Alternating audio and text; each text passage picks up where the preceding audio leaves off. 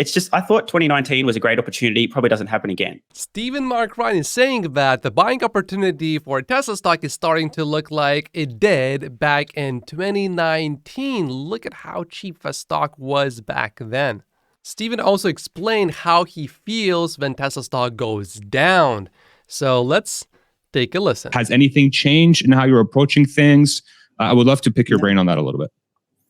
Just eye on the prize. I'm a very robotic person in terms of not getting overtaken by emotions. I think that helps. Being on the spectrum is certainly an advantage when it comes to this kind of stuff. But I'm just scratching my head, not understanding why so many people are getting butthurt. We've just been delivered the opportunity of opportunities, in my opinion, in terms of Tesla collapsing.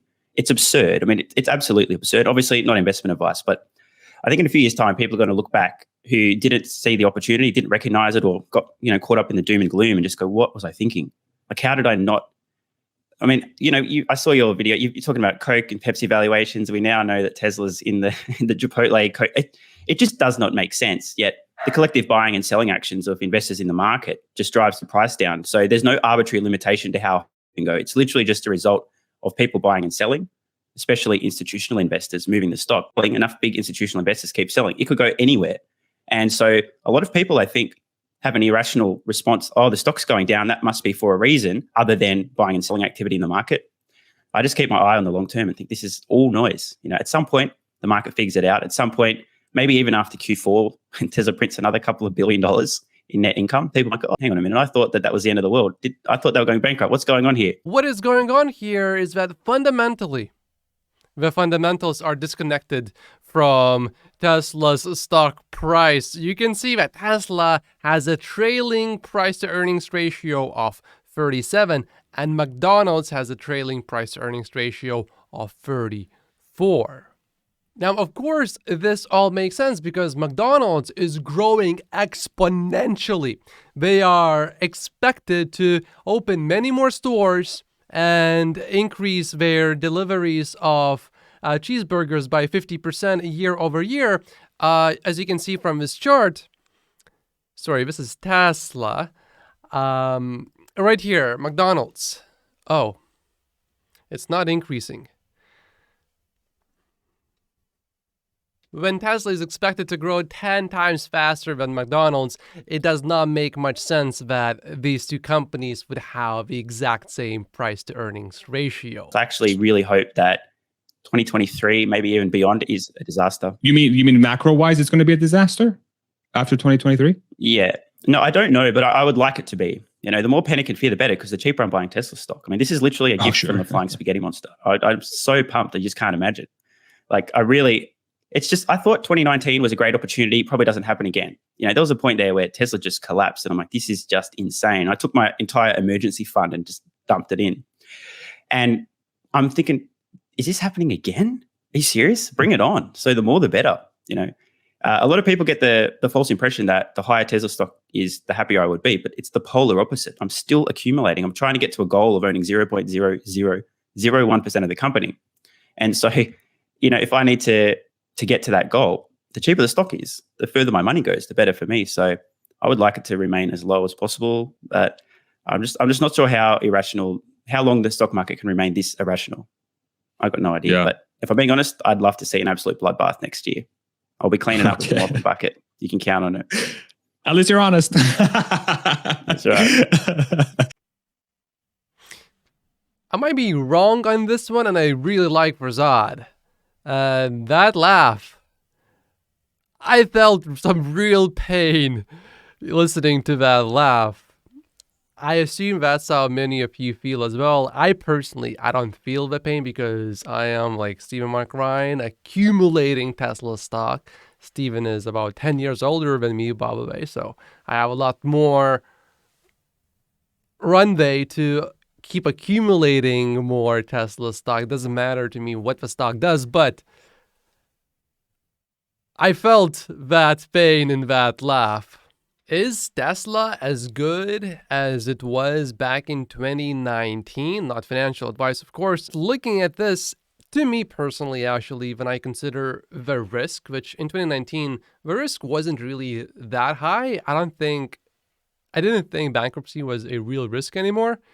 But now, It's close to a zero possibility as you can possibly be. Tesla has over $20 billion in cash and no debt.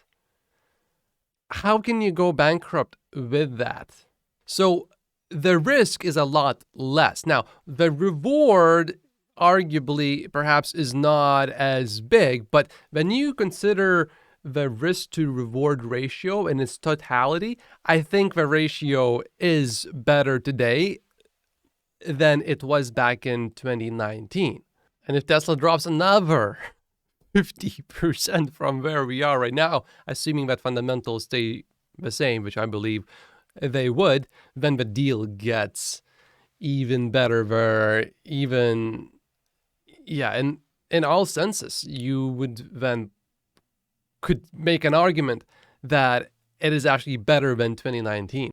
Elon's never going to come out and go, I hate this race or that, just go do something ballistic that would actually cause legitimate damage to Tesla's brand, like serious damage, because he's not a moron. He means well. He has good intentions. He's trying to improve the future for humanity. So I don't think there's going to be a moment like that. There's certainly things he could do or say that would cause that level of damage to Tesla and the brand, like catastrophic damage. I could name a bunch of things I'm not even going to say out loud because I'll probably get cancelled and you'll get deleted from YouTube for posting this interview. But I don't think he's going to do that. A lot of people seem to have this idea that he's really impulsive and unpredictable and super erratic. He is impulsive, but he's not erratic. Now, of course, occasionally he'll make a tweet and delete it. It wasn't a good idea, etc. But he always has good intentions. And I think he's just a genuine, caring person who means well. So the kind of stuff that he could do that would legitimately divide and really damage Tesla, it's not in his nature to do something like that. He's not a hateful person. Yeah. He's not mean, nasty, vindictive. He's not racist, sexist, or any of these things either, despite what the hate show media tells you. And I think a lot of people aren't understanding because they see something that I could say anything right now. Oh, next minute he's going to come out as a Nazi. Not going to happen. Of course, occasionally Elon is going to say some things that some people may find offensive, although many probably do not. And of course, the new Twitter policy is to follow the science, which necessarily includes reasoned questioning of the science. So Elon is committed to the scientific method of understanding things, and unless you have some scientific evidence for something, I guess you would not assume anything really. Which to me raises an obvious question, and this is really important. How does Elon know that this guy has tiny testicles? I don't think I want to know. But kidding aside, I would expect that Elon's tweets would be a little bit more like this, where the worst tweets are just sort of insults, where Elon was insulted first. So this is just him fighting back. Elon, it would appear to me, is aware to some extent that some of the tweets maybe are not helping Tesla at the moment, and he, I think, was just seeing how far he can push it, and now maybe he is realizing, oh, okay, I can push up until maybe this much. And this is an interesting transition point to the 2023 recession. Tesla, it's in their best interest to sell every vehicle they make, and they will, because they're building out their fleet. Robotaxis will happen in the future. Tesla has a huge amount of flexibility to just pull the pricing lever and just reduce margins, if necessary, to keep selling vehicles all the way through. They can reduce their profit margins by like 2/3 and still be on par with the legacy automotive. And then this is not including the collapsing ICE sales and the reversing economies of scale and then the investments in EVs.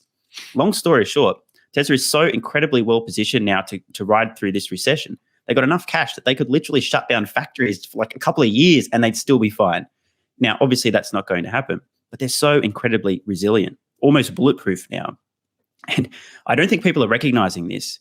And I don't think people are recognizing the serious risk that this recession is going to massively accelerate the demise of legacy auto and new EV startups. It's the best thing that could have happened to Tesla, like literally the best thing. They're going to gain market share.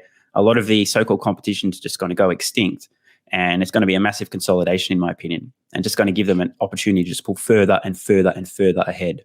Steven is absolutely right on this one. I believe, just like Elon Musk said, that long-term, Tesla will be the most valuable company on Earth. And if we do have a bad recession next year, that may actually be accelerated. Short term, that would be absolutely terrible for Tesla's stock price. But when you think about it fundamentally as a company, if you're running a business and if you own Tesla as a business owner and you are planning 10 years, 20 years ahead, you want your competitors out. Not that any competitors are nowhere close to Tesla, although BYD, we need to pay attention to BYD. But everyone else, including BYD actually, will struggle through a recession because their margins are this big compared to Tesla's. Other automakers can't really discount their vehicles by something like $3,750 and give 10,000 miles of free supercharging like Tesla just did recently. This is where the discount started, by the way. As you can see, it absolutely worked. Other automakers, they can't really do that without affecting their bottom line in a very significant way. To Tesla, this is going to be like, oh, did our margins go down? We're not sure because we improved our manufacturing processes and most of the automakers are not even attempting to implement gigacastings into their production or structural battery packs. I mean, look at some of the major legacy automakers. The gigacasting idea has been around for decades. Sandy Munro has been talking about this more than 15 years ago. And yet Tesla is the first company to actually implement this in a meaningful way. And these are 48 reasons why I only own Tesla stock in my stock portfolio. My name is Matt Post. Like and subscribe if you haven't yet, and I will see you in the next video. Thank you so much for watching.